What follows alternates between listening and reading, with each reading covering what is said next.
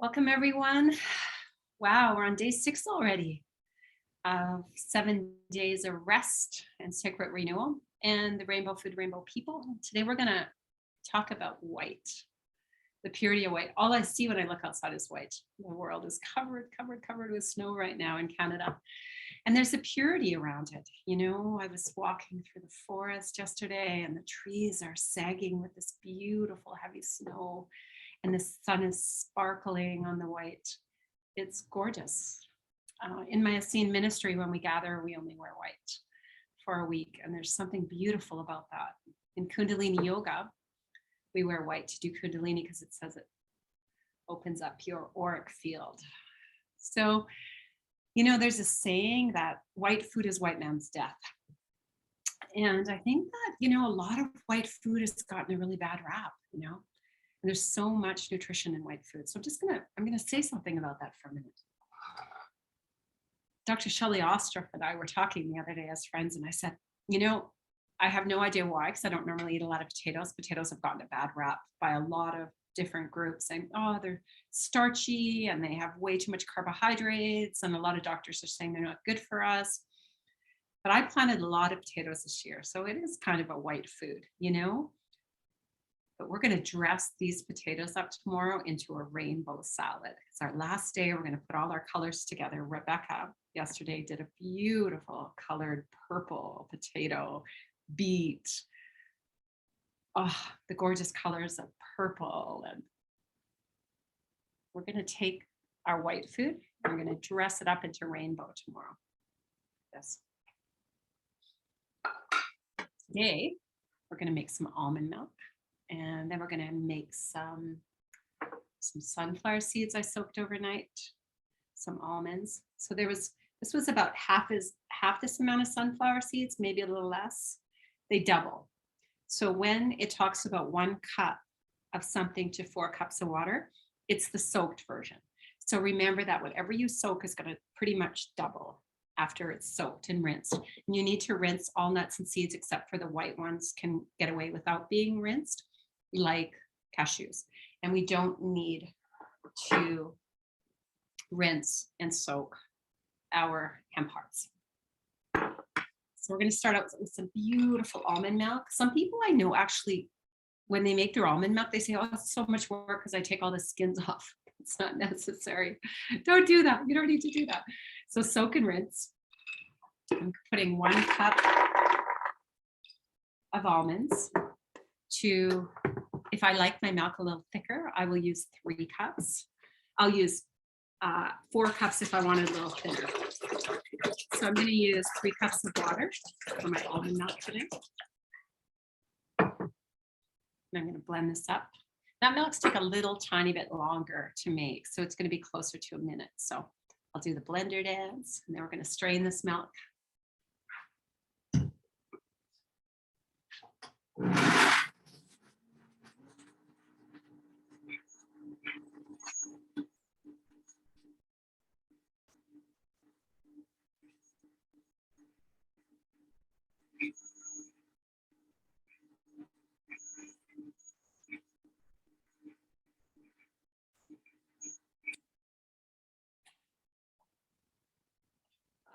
Doesn't that look beautiful?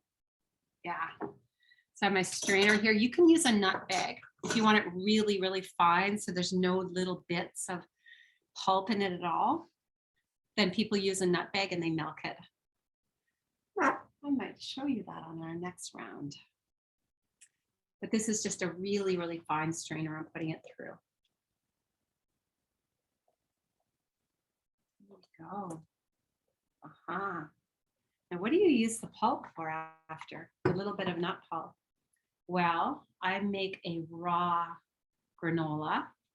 So in my food dehydrator, I'll take the pulp and I'll mix it sometimes with a few ground nuts or seeds, and maybe some pieces of date, maybe a tiny bit of molasses, whatever you like. And I'll stir that all into kind of a ball with a bunch of cinnamon. Cinnamon's amazing. Cinnamon's a blood cleanser, and it also helps neutralize blood sugar. So cinnamon, people have used cinnamon to neutralize blood sugar for a long time. And cinnamon really increases metabolism. was thinking about kaya when I said a blood cleanser, but maybe cinnamon's a blood cleanser too. So right now I'm straining the rest of my milk. Doesn't that look creamy and nummy? And saving on all those packages when people buy a lot of plant-based milk. I'm not dissing that. I'm just saying that, maybe we don't need to do that. I'm gonna pour this into a 1 liter jar and let the rest strain. This milk looks so delicious. This will last in the fridge for a few days. It was interesting. I taught a food class to some parents. And when she tries to give her daughter some almond milk that was from the store, and her daughter's 2, and she doesn't talk too much yet. And she's like, no, she says, I want the other milk in the jar. So she refuses to drink the store-bought and almond milk now that she's her 2-year-old, now that she's made almond milk from scratch. And so she says it tastes so much different. It's such a better nutrient. Isn't that beautiful? I'm not going to drink out of this jar because I'm going to share this jar. Now I'm going to make one of my favorites. So if people are allergic to nuts, they can still make a seed milk. I soaked and I rinsed some from my local farmers, some sunflower seeds. So I'm going to put half a cup of sunflower seeds in this next milk. And I'm going to put half a cup of hemp hearts. I'm going to put about 3 cups of water.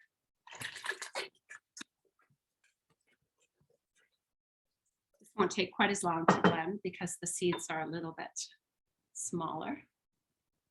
I have to be careful because some of these really fresh sunflower seeds, there's still bits of shell in.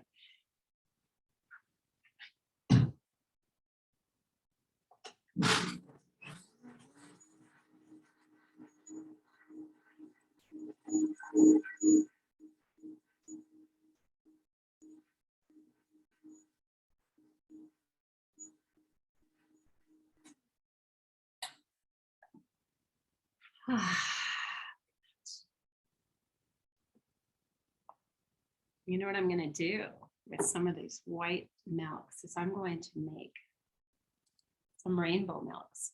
Because we're going to go into Rainbow Day tomorrow. It's our last day. We're going to talk about the rainbow food and how eating different colored pigments can keep us well, happy, healthy, and holy. Because that's what the world is. The world is color. And it's not by coincidence that children are always drawing rainbows and talking about rainbows. Yeah, it's beautiful. I use the same container. So sometimes when I make some seed milk, I'll make a couple seed or nut milk. I'll make a couple different kinds at the same time. I'm all about using the blender over and over again while I'm in the process. Or I do the same with my food processor. If I'm making raw tacos, I'll make the walnut meat. And then right after that, in there, I'll make a little bit of salsa. I think on the Rainbow Day tomorrow, we should get out the food processor and show you how much easier it makes life to have a food processor. It takes all the chopping out for me when I'm making a meal for people. When I do food for people, I store it in jars and they come and pick up their food. I could taste the hemp hearts in here. I could smell them, I mean, and the sunflower seeds. They're very distinct smells, both of those. I'm gonna pour some of this into a jar. I love storing everything in jars. I kind of like that you can't see my counter because I can barely see my counter. I have it set up like this for a reason. Oh, beautiful. I have more straining. I'm going to continue talking about white food. This is one of the most versatile foods that I have. So these are like little bits of coconut flakes, okay? In the store, it's gotten really popular to have baked coconut flakes with different flavors. We can do that ourselves so easy, even if you don't have a food dehydrator. You just dampen these a little bit with a spray bottle of water, or just put them in a bowl and just dampen them slightly with water. Add whatever spices you want. So maybe you're going to want them sweet. You can add a cinnamon and maybe a nutmeg if you're doing a Christmas flake kind of snack. what I often do with these coconut flakes is I will dampen them in a big bowl and I will spread on a whole bunch of smoked paprika and maybe a little bit of gluten-free tamari. And I'll massage those in that bowl. And then I'll spread them in my dehydrator. Or if you only have an oven at the lowest temperature, I think it goes down to 170. Just really watch they don't burn. Stir them often. And these are the bacon bits that I put in my Caesar salads. It's one of my daughter's favorite. Yeah. And you'll be getting a recipe book at the end of this. And it has it's called Jenny's Caesar salad. And it has the recipe for the bacon bits. So there's some beautiful, beautiful white food that we eat and we allow to nourish us. So now I'm going to take this blender and I'm going to make a couple different colored waters, but I'm just going to strain the rest of this milk off.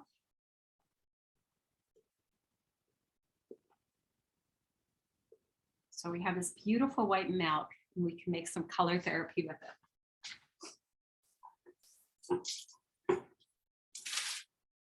So sometimes what I do is I purchase for some of my superfood drinks I make some already done organic powder. This is a beetroot powder. This is a goji berry powder. These are great when you're traveling. You can make yourself a powder mix. The spirulina, this is the spirulina chlorella combo. Some nutmeg. So I can make myself a nice little seasonal nutmeg drink. But right now, I'm just going to start with a little bit of my beetroot powder. And I'm just going to put a teaspoon in about 1 cup of the milk. I'm going to blend that. That's a beautiful colored beetroot powder.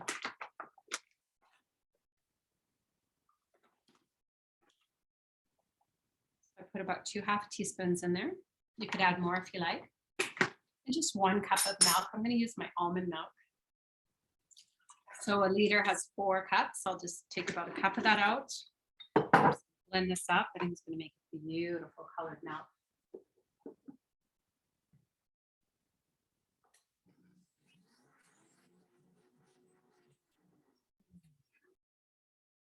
Takes a sec. Wouldn't that be beautiful to serve children? Hey, you want some pink milk? Instead of all that synthetic food, you know, and it's just beetroot powder and almonds. Isn't that pretty? So subtle and sweet. I'm going to take this little bit of milk that's still left in there, and I'm going to put about another cup of almond milk. And this time I'm going to put some goji berry powder in. See what kind of beautiful colored therapy we get out of that. My granddaughter will love that pink milk. I'll say, look, maybe this is my new thing, bringing my granddaughter some colored therapy milk. So I'm going to use a teaspoon of goji berry powder. Our goji berries in Canada with the same amount of nutrients that grow here are Saskatoons. They say that Saskatoon berries, wild Saskatoon berries, are our goji berries in nutrition.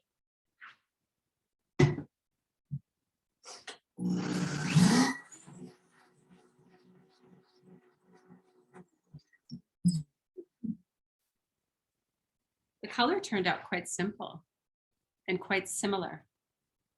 Yeah. So what if I add a little bit of my pomegranate blueberry water to it that I had from yesterday? I drank it all and I had to make more this morning because it was so good. There we go. Let's see how that looks.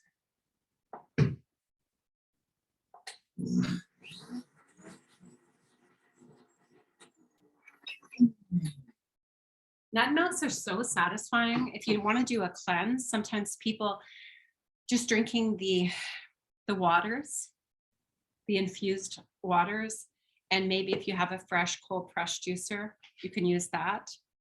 But adding a glass of the nut milks in the middle of a cleanse, if you're just doing a liquid cleanse, will just give you that satisfied feeling because it's richer. It's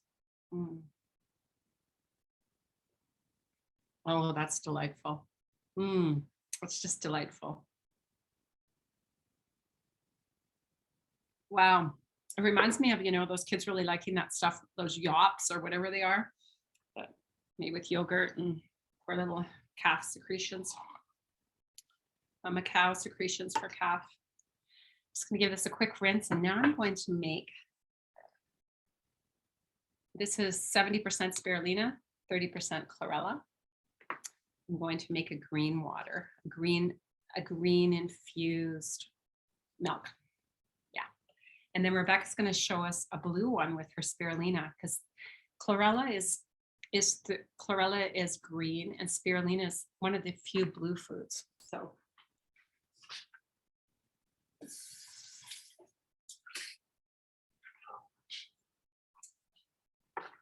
I'm going to take a teaspoon of this, and you could sweeten any of these with a little bit of a banana. Any of your infused nut or seed milks, you can sweeten them with a bit of banana. So I have a pink banana. So I have a teaspoon here. Rebecca's going to come on right after I'm done making the last of my almond milk. Here's my almond milk. I think I'll use the sunflower hemp heart milk this time. It's about a cup. Make a really nummy spirulina chlorella water.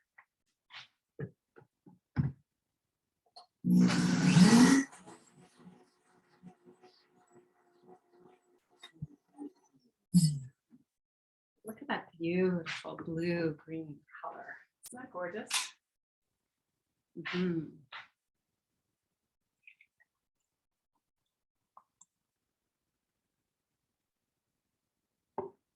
Beautiful. Cheers.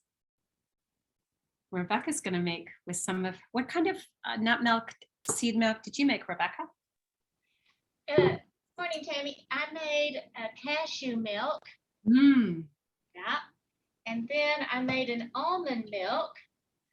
And I put some spirulina. Beautiful. Isn't that pretty? In the almond milk. Beautiful. Well, cheers to our spirulina milks. Yeah, cheers.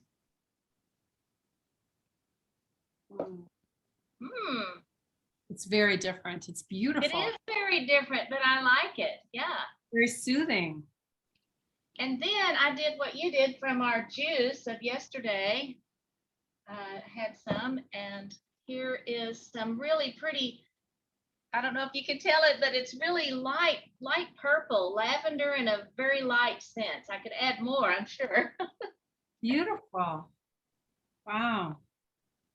And so for children with this really gorgeous pink milk, you could add a half a banana into your 1 cup and make it really creamy, like a milkshake, but a almond shake or a hemp heart sunflower shake, right? And super neutralize us. Or you can soak some dates and add a couple dates and strain it after. Wow. Well, I'm really excited for our last day because we're going to take a lot of this white food and we're going to turn it into rainbow food. We're going to add a whole bunch of different colors. Yeah. Let's close our eyes for a minute and imagine ourselves surrounded by beautiful white light. My friend calls it the Christ consciousness light, but I think it's the universal light.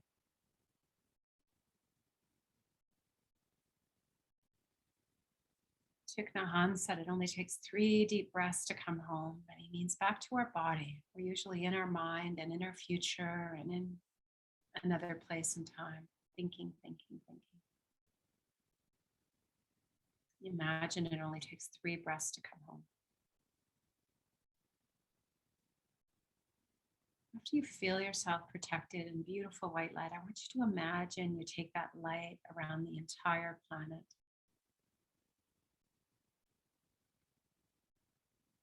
Entire planet protected in light. Protected in light.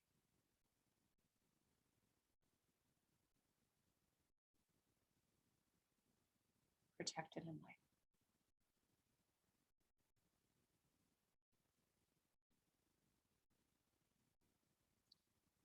Thank you.